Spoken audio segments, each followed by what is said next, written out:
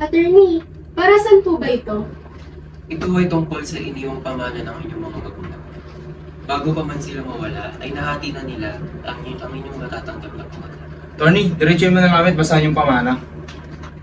Ayon sa kanilang iniwan na sulat, ang kumpanya ay mahati sa inyong 4 na magkakapatid. At ang pera at pondo nila sa bangko ay mapupunta kay Mr. Paano sa kanya lahat mapupunta lahat ng pera? Pamilya rin kami dito, attorney. Huwag mo kami pinaglaloloko. Hindi ko kayo pinaglululong.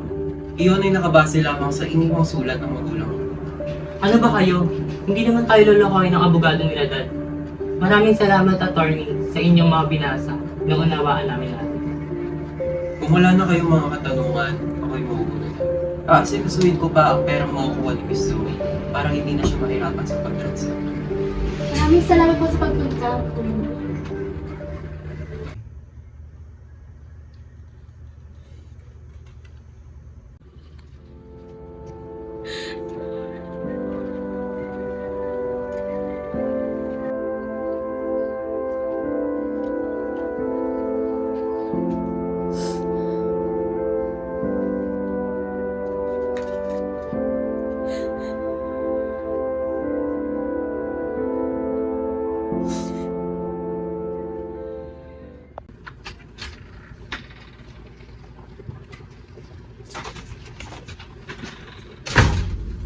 Kuya, I promise tomorrow, pag nakuha ko na ang pera, ibibigay ko agad sa inyo. Ano ba, Zoe? Nainip na kami. Siguraduhin mong bukas, nandito na yung pera.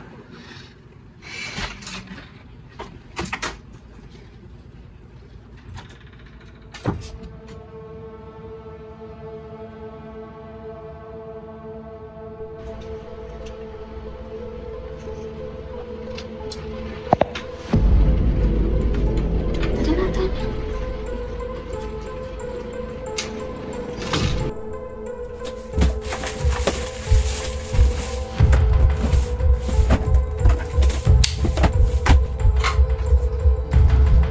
Sino kayo? Anong ginagawa niyo dito sa pamamahay ko?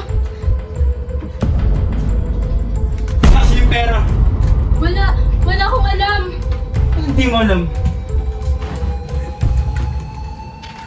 Alam mo, turo mo na lang para hindi ka na masaktan.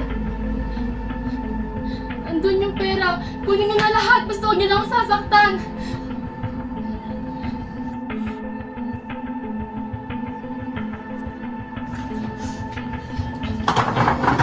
Gusto mo? Bilis! Sige na.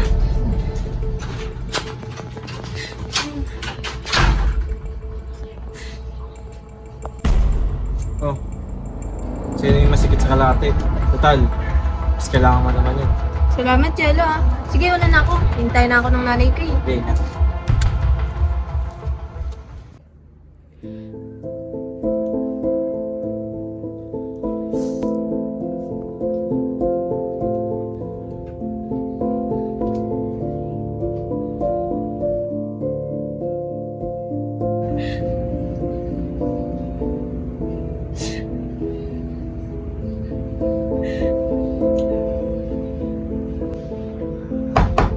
Zoe, buksan mo to! Kuya, Labas mo yung pera! kuya, nasasaktan Ilabas mo! ako. Ilabas mo na kasi yung pera! Kung ayaw mo masaktan, ilabas mo na yung pera. Tarantado ka. Oo nga, labas mo na kasi! Kuya, maniwala kayo.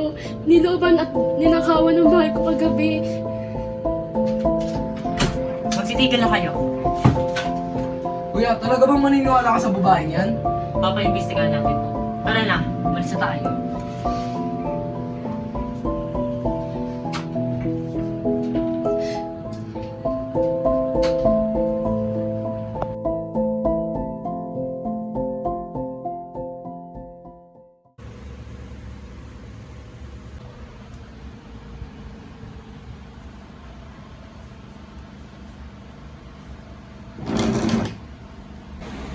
Anak?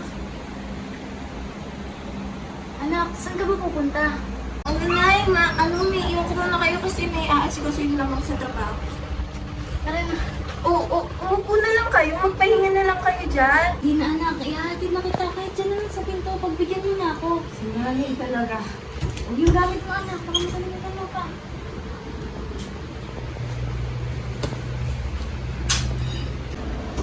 ka ha. Pagluluto kita ng paborito mong sinigang. Aasahan ko yan na ya. Oo naman anak. Alis na kami, mauna na ako, maliit pa ako. Ingat ka anak.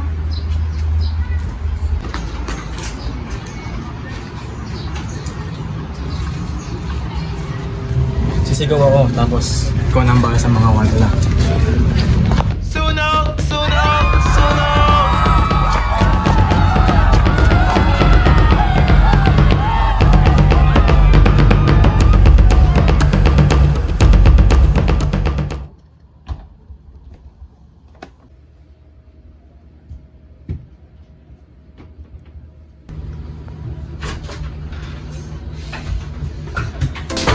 Ano na, Zoe? Hindi mo pa rin bibigay yung mga pera namin?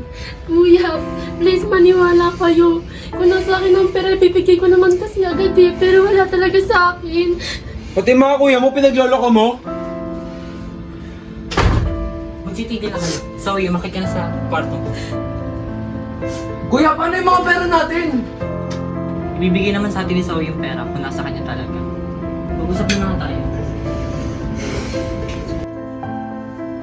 Kung mas lalong pipilitin at aabusuin natin si Zoe, mas lalong hindi niya ilalabas yung pera. Pero hindi ka ba nakakalata? Parang niloloko niyo na lang tayo. Oo nga, parang susuloyin na nga lang pera eh. Hindi ganun si Zoe. Kilala ko siya. Hindi mo siya kilala.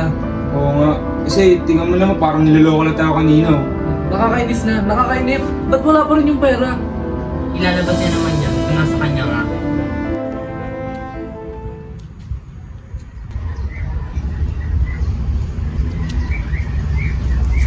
Pwede. Miss, bago ka lang ba dito? Tignan mo ah. Ano ba? Pigilan niyo nga ako. Lumayo kayo sa akin. Yun yung mga gusto sa mga babae, yung mga pakipot. Tara, sama ka sa amin. Ano ba? Pigilan niyo ako. Yung aking hawakan. Ano ba? Pigilan niyo na ako. Kayo ang dalawa, tigilan niyo siya at magsilayas kayo dito. Alis! Tara na. Miss, ayos ka lang? Halika doon nga muna sa bahay namin. Doon ka magpalipas ng gabi, total, mas ligtas naman doon.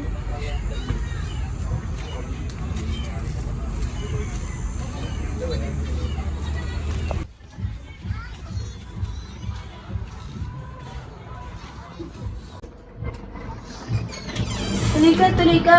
Mas ligtas ka dito. Maupo ka muna.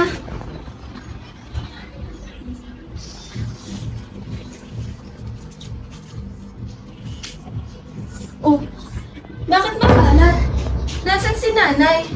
Pasensya na ha.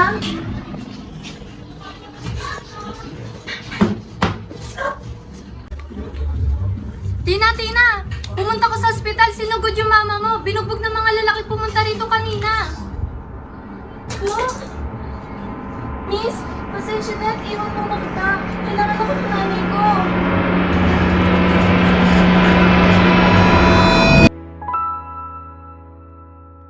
Nakumpirma ng mga ninakawan natin ng bahay mo.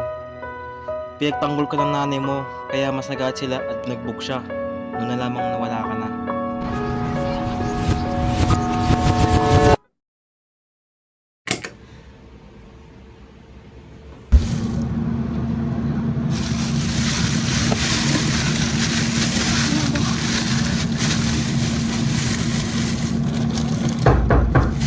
Sandali! Sandali! Nandito na! Sino ba yan? Nandito na!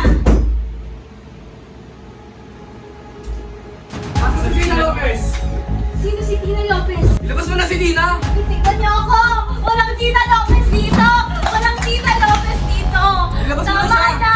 Sige na, ako naman na dito! Kunin mo na mga pera! Ikaw ba yung hayop ng nanay mo? Hindi! Hindi ako ang nanay niya! Nilakawan kami ng mga anak mo! Hindi! Tumigil na Ano ba? kayo! Bilisan mo na dyan! Tumigil na kayo! Umalis na kayo! Umalis na mga pulis! Hindi ka na makakapagsumbong!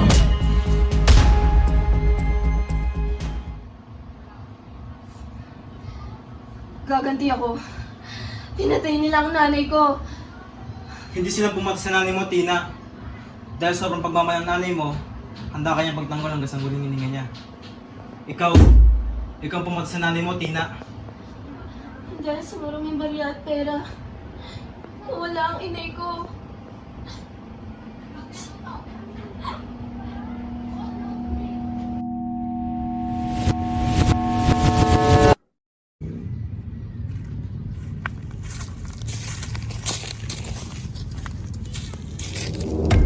Nakasigurado ba kaming tama ang mga impormasyon na to?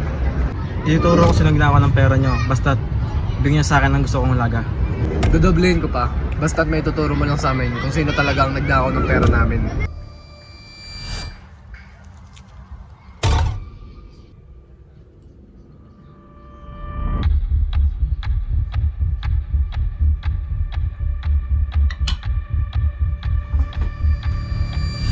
Mahusay, Jello. Nagtagumpay tayo sa ating plano. Basta may kapalit, makasama ko.